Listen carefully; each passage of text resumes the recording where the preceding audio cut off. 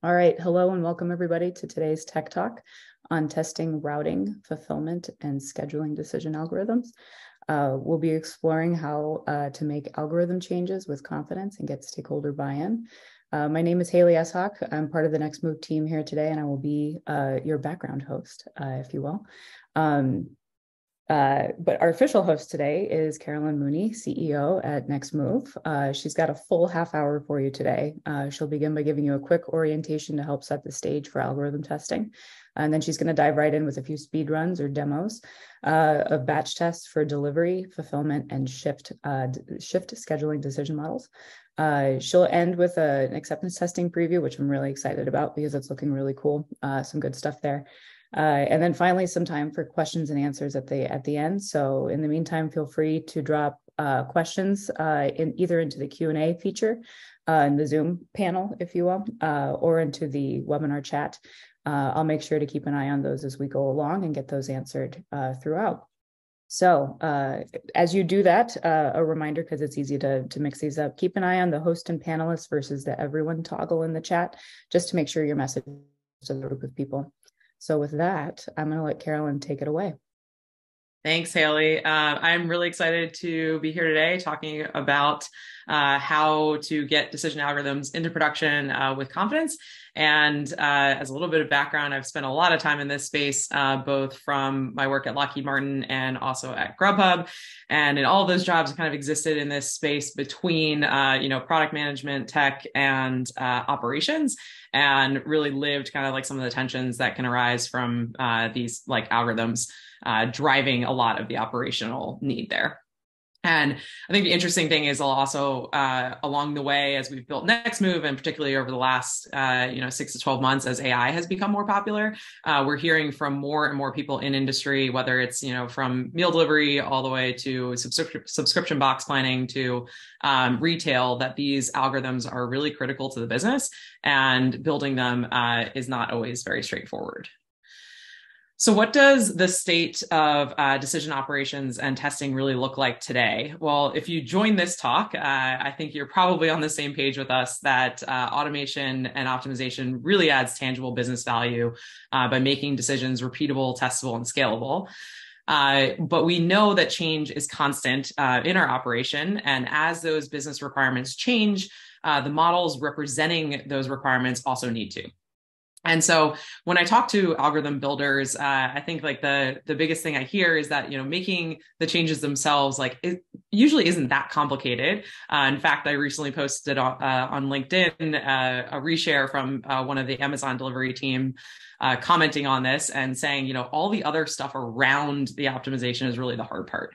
And so that's everything from, getting buy-in from stakeholders, getting confidence in the changes that you're going to make, and getting things live in a repeatable fashion. Some common anti-patterns that tend to pop up by having kind of a lack of testing infrastructure are a set it and forget it mentality. So maybe you launch an algorithm and then it never gets updated because you just don't have the capacity to understand how those changes are going to impact your business. Or maybe you only live once mentality, and launching something live everywhere without actually getting it through a testing, through any testing rigor. Or even operators trying to hack around the algorithms. The reality is that in all of these systems, particularly around optimization, you're driving decisions that are affecting real world ops. So operators are really critical in understanding like what is happening on the ground in your business. And they oftentimes see needs that arise from, a marketing campaign going live and adding more volume to a region, or, a new regulation kind of hitting the ground. And so they try to hack around, the algorithm and the automation and make it work for their specific instance. And so getting, understanding like how you can support these different strategies from a algorithm side is really helpful. And then finally, a lot of companies we see, attempts to either build infrastructure for testing in-house, or realize that it's just like too time intensive and the maintenance cost is too high to really support that build. And so at the end of the day, like there's a ton of tension here because everyone wants really good performance for their business. and everyone wants like good outcomes. And so for things to work well, you really need to understand what the performance of that algorithm is going to be. And that creates a lot of anxiety and tension for new changes. And so I'm here to say it doesn't have to be that way. We can understand what those changes are going to be and drive a little bit more confidence into those releases in the same way, we understand what the changes are going to be for an application. So who are all the stakeholders that are involved in this process? One is product managers. Those are typically folks that are really concerned about your, customer experience, whether that be, diners or whether that be, retail consumers, stuff like that. You also have like DevOps and SRE teams. They're worried about how to like scale those experiences that the product manager is focused on. So not just for maybe one user that's on your platform, but how do you do it, concurrently across a lot of users. You have the operators, which we talked about before. Those are your folks that are on the ground. They understand the logistics. They understand kind of how people within your business are working to facilitate those experiences for customers. Then you have the algorithm engineers themselves, whether they be, operations researchers, data scientists, software engineers. They're looking at how do I represent all those needs from the logistics team in code, right? And how do I make those decisions programmatic? And then finally, you have the business leaders or executives that, care about how these changes impact the P&L. And you can see kind of how everybody is viewing the automation in a slightly different lens. And that creates kind of like a lot of these questions that drive, ad hoc analysis, that drive a lot of meetings, that drive a lot of conversations about, what the algorithm is really doing. So why does decision model testing really matter then? One, mistakes can be expensive. A lot of the businesses that are supported by decision optimization are low margin, right? So if it's a delivery service, each parcel, right, that delivery cost, adds up, and especially at high volume. You want to be able to troubleshoot. If things do go wrong, you want to know quickly and you want to be able to understand why. And teams really need that clear and repeatable path. So it's not changing context every single time you're launching a new, new version of your algorithm, right? You want to have an understanding of the KPIs that matter coming out of that system, and then how they're changing. And so if everybody gets on the same page, having that repeatable path just speeds up the iteration time. And then finally, just making those changes really clear to stakeholders. So something that I think that can happen is not giving stakeholders like kind of the high level context of how KPIs are going to change due to that algorithm, and not kind of low level metrics. So enough talking about kind of high level testing. We're going to dive into an example. So at NextMove, we use the NextMove Farm Share Company as our sample company for understanding how the infrastructure can support these different conversations. And so we build a lot of algorithms for this NextMove Farm Share, and I'll walk you through 3 different ones and some different KPIs for them today. So the first one is delivery routing. We've talked about this one a bunch before, and super common problem across supply chain companies. But the way we think about the test today that we're looking at is we've added dairy products and a new product line. And right now our fleet is only partially refrigerated, and we need to see what would happen if we invested in making our entire fleet refrigerated, and what does that do to our delivery costs. And then the next one is going to be order fulfillment. So we realized that we could expand the delivery radius with our farm share by opening up using third-party carriers and also distribution centers. And when we did that, we also realized that we were wasting a lot of produce because we didn't account for the capacity of those DCs. And so we will look at what happens if we do represent that inventory cap in our algorithm. And then finally, we'll look at shift scheduling. And so this is a really common problem, workforce management across lots of different companies, whether it's supply chain to retail. And in our farm share, we decided, we noticed that shift regulations changed in Pennsylvania, and we need to require longer breaks between shifts. So we'll look at that modification. All right. So with that, I will hop over to our console. So we landed here. This is just to give a brief background on the other parts of our system, but we'll hop in mostly in the UI today.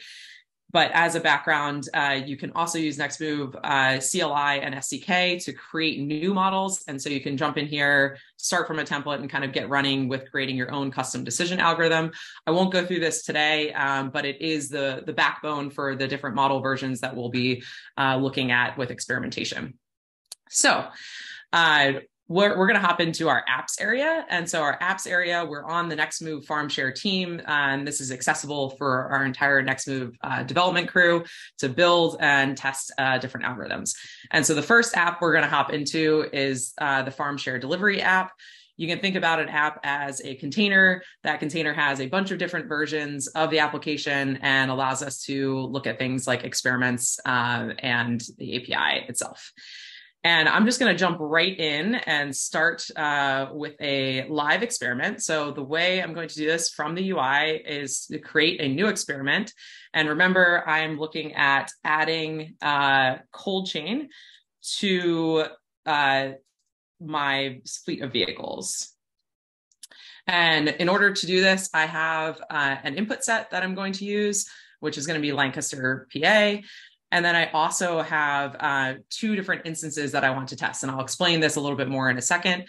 But the first instance I'll use is my production instance. That is my live algorithm that is working in production today.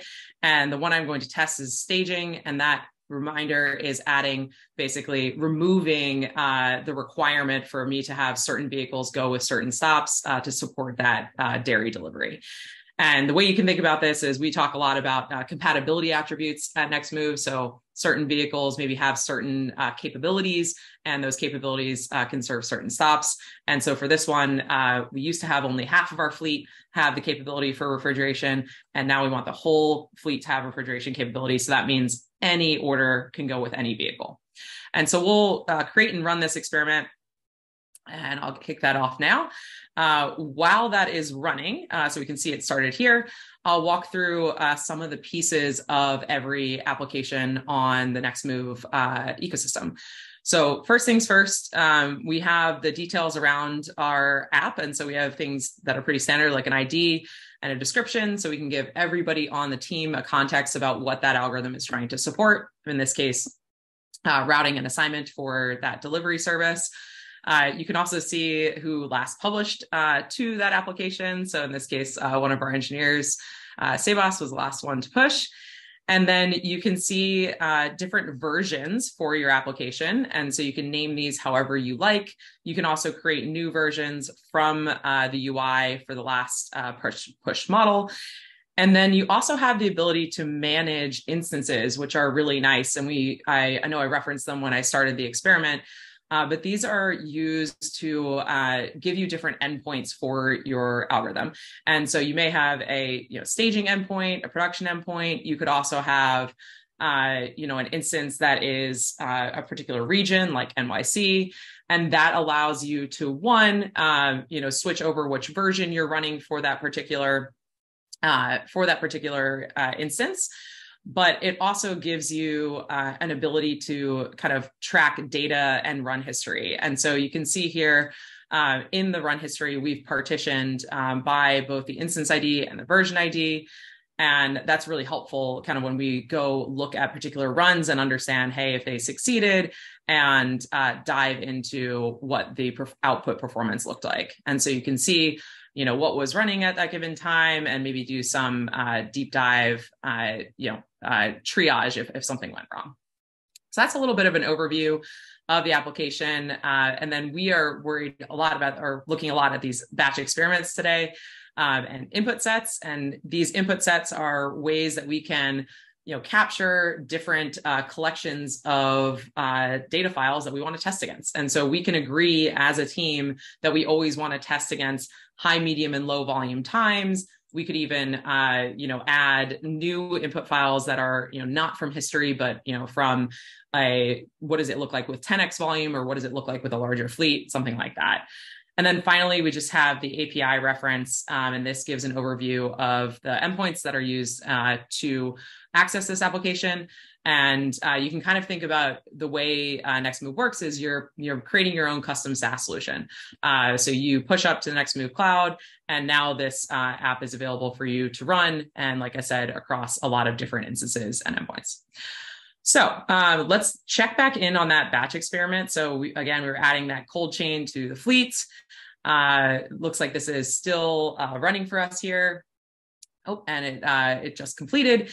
And so when it completes, we get some summaries of the output statistics. And the way to think about this is the value is what we're optimizing for. And so in this case, we're optimizing for time on road, plus a unassignment penalty.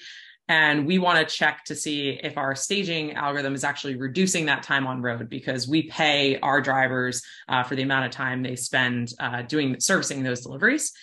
And so what you can see here is from production to staging, we actually reduced that average time on road across all the files that we ran. And we ran 14 different input files to get this result.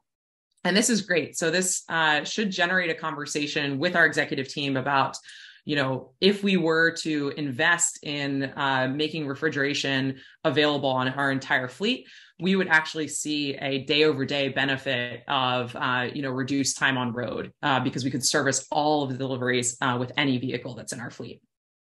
The other nice thing about this is you can actually look at custom metrics. And so those custom metrics may be something like vehicle count. And you can see from production to staging, the vehicle count was roughly the same that we were utilizing. And so you can understand, what your performance is and what your trade-offs are across multiple metrics. Because very frequently in the optimization space, there's no free lunch. So you're usually pulling from one metric and kind of pulling slack from other parts of your system. So that's our overview for routing. The next model we'll hop into is our farm share order fulfillment. So if you remember, we extended our delivery radius and we wanted to include third-party carriers and DCs to handle our produce to basically make it so that we could deliver to much farther regions. And so on our order fulfillment model, we are optimizing for handling costs and delivery costs combined. So our total cost of kind of fulfilling an order. And my team actually already ran an experiment and sent me the link. So we will hop into this experiment without running it directly. And what we see here is that we added a constraint for inventory at the distribution center. So it's often we're able to get information from the DCs that we were sending too much produce and they couldn't handle that capacity. And so they started giving us capacity data back about the current inventory that was sitting at the DC, how much capacity they could handle from us as we were filling orders. And this allows us to reduce the food waste as we send orders out to those DCs.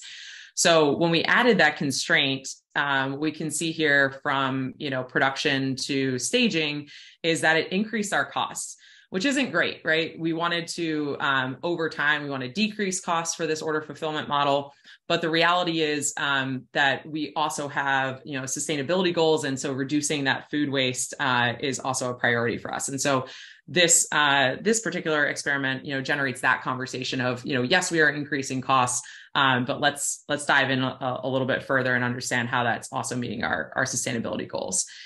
Again, we have, custom metrics. And so the two custom metrics we care about here are the components of our value function. They are one, delivery costs. So this is, from production to staging, we can see that delivery costs increased. This to me isn't that surprising because what we are saying is each DC can only handle a certain amount of things. And so we probably end up pushing more orders to farther DCs. And so that delivery costs, per carrier ends up increasing. The other thing we're looking at here is a handling cost. And so this is, per DC, each time we're sending an order there, right, they have a certain handling cost. Unsurprisingly, this kind of stayed roughly the same. And that's because we've selected DCs that have similar costs for handling our orders. So if we look at a particular run, like I said, you can dive into a particular run for that model. And if we look at that, you can see, what the assignments are for the particular orders. So we have, 8 carats, and they're going to DC4 via carrier 1. And so these types of models just allow you to get, nice context into what's actually happening in your operation.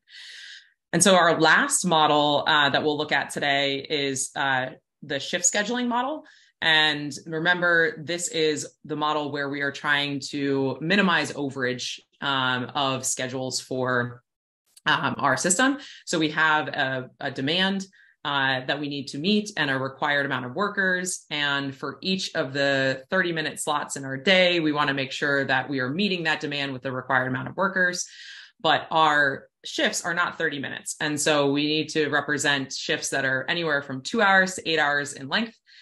And in order to look at that, we were able to run a test through our CLI tool.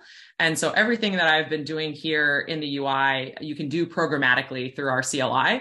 And so I kicked that test off where we changed the amount of time between shifts from 8 hours to 24 hours, and we kept the shift lengths the same.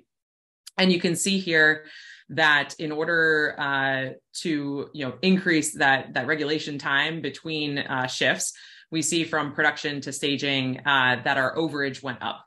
And so that's the metric, the value that we are optimizing for here is trying to minimize overage of, so basically more staff minutes than we need and required workers than we need.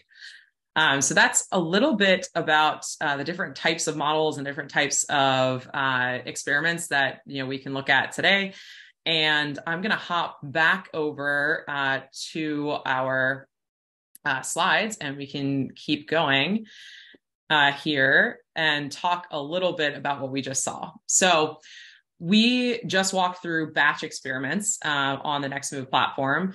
This to us is kind of the most in-depth view of metric analysis. So I like to think of it basically as exploratory data analysis. The nice part about what we've put in place here is that we have a lot of the pieces that allow us to do other types of testing longer term. So as we walked through, I also mentioned maybe some pieces of scenario testing. So that's, as an operator, I might want to test out what my system looks like if I add more workers or if I have 10x demand. We are putting in place structures in our UI as well to modify input files and rerun, or to run against a couple different input sets using the same model version. And also acceptance testing is another interesting one. So as you are collaborating with other users or other people on your team, acceptance testing allows you to agree on the KPI shifts that matter to you. So as we walk through here, I said there was no free lunch. Well, how do you manage the changes in those metrics if you have 4 or 5? And so you may want to say, well, I'm okay with losing 10% on one metric as long as the other metric improves. And so we'll look a little bit at acceptance testing here in a minute. But this is the ecosystem of model testing that we really are working to support here at NextMove.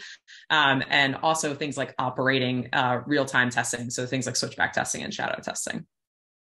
So our final walkthrough here will be around acceptance testing. And so I'll just quickly show you the Figma prototype we have going, and this will be launching real soon on the NextMove platform.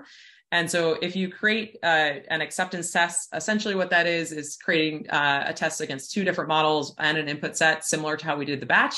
But you can actually set different KPIs, that should increase or should decrease, and observe what the performance is.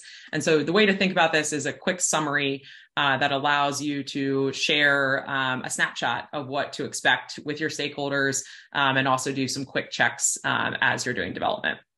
And so what you can see here is, just a simple green, red, yellow. And, obviously the red ones are not positive, but we'll look at what that looks like. And you can get a breakout by file as well. So if you ran 14 different files, you can see which ones fall in the red, had a negative impact to that KPI, and which ones fall in the green and had a positive. All right. So with that, what did we focus on in this talk today? One was that testing workflows really are a way to initiate really productive conversations between stakeholders. And that is everyone from a product manager to an operator to an algorithm developer themselves.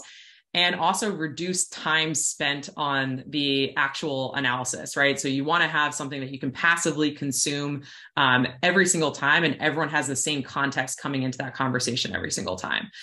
The other thing that we went over is like you can have insights about those changes before maybe your leader does, before you launch it live in production. And finally, also you don't have to build your own testing infrastructure. Maybe before this was true, but there's a lot of platforms out there, ours included, to help you along this journey and to give you consistency and make your models more like the rest of your code base and scalable, testable, and repeatable.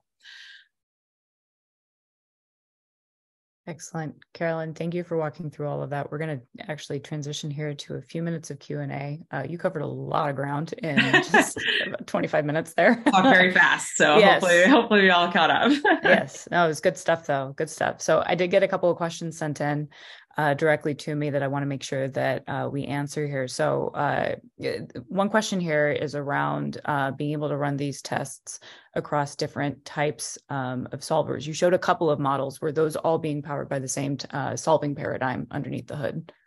Yeah, no, that's a great question. So at NextMove, we believe in kind of supporting a lot of different solvers. So the models that we went through today are actually supported by our NextMove solver, and that's powered by technologies like decision diagrams and ALNS. We also looked at models like the order fulfillment model that are powered by mixed integer programming technology, and that is through our integration with Highs. We also have been definitely looking at our roadmap on adding more commercial and open source solver support. So we are looking at, engaging with the community and figuring out, what types of solvers do you use the most often, right? And how can we help support you in the same workflow and testing? Great. And I think going back to something that you had up on screen, I think for your final experiment there, you had a Mooney branch listed out. And I think there's a question that came in around, like it started to trigger some thoughts there, especially with your earlier commentary about that kind of being like the model pipeline being managed similarly to like a GitHub workflow. Is that can you speak more to that? Sure. Yes. So I mentioned very briefly at the beginning of kind of my overview in the console that we have a CLI tool and also our SDK for building models and then also interacting with the NextMove platform via the CLI. So that CLI tool actually allows you to do everything that I did today in the UI programmatically. And so you can do things like hook your CI/CD platform up with that CLI tool and run experiments like on every PR. And so I should have mentioned that as I was walking through that demo, but that allows you to basically like automatically generate an experiment on every PR. And so in the similar way to your normal workflow around software development, we're trying to get algorithm development a little bit closer to that same vibe. Very cool. So you've got the building blocks to kind of make what you wish. Very yeah, cool. And every link is a deep link on your team. So if you share a link with somebody on your team, they'll be redirected directly to that experiment and be able to have a conversation about it. Immediate context. I like it. Yes. Very cool. Another question came in around in each of the demos here. You showed custom metrics. Is that can you speak more to that in terms of how those get set up and why they might be important here? Yeah, definitely. The way to think about custom metrics is typically there'll be a conversation with you as an algorithm developer and your PM, and you decide on metrics that you care about as an output from a particular model. We focused on a couple there just that we thought were relevant for the algorithms that we were showing. So, things like number of vehicles used for routing, pretty common, metric for people to worry about. The way we generated those is actually in the model itself. There's a statistics block. There's a convention. So we just have a convention for that statistics block, and you can add anything that you can compute on top of your output, you can use in that statistics block. So that's really nice feature because then also your KPI is codified. I know when I was working with a lot of folks on like data engineering, getting like data marts set up and like very specific about those calculations being code managed is a really, really nice feature so that everyone's on the same page about what the performance was for a KPI and actuals. This is kind of the same thing for plans, within that algorithm. Makes sense. Makes sense. All right, we are just at the half hour here. So if you flip to the next slide, Carolyn, I think I'll wrap this up for everybody here. Sure. We want to thank everybody for joining today. There's a couple of next moves that you can take if you'd like. Everything Carolyn just demoed here today, you can try out yourself for free. Just create an account and get started. If you have questions or just want to chat with us, I know Carolyn was mentioning about, solver integrations, different types of testing, or you're just curious about learning more, seeing a little bit more with acceptance testing and so on, reach out to us. We have really excellent engineers, product managers, folks that exist in this space. And we always love to chat with folks about what they're working on and how we can help. And then finally, if you just want to passively, read through some documentation, blog posts, or additional videos, those are all available on our website, nextmv.io. And with that, we're going to wrap it up here. So Carolyn, thank you today. And thanks everybody for joining. Thanks.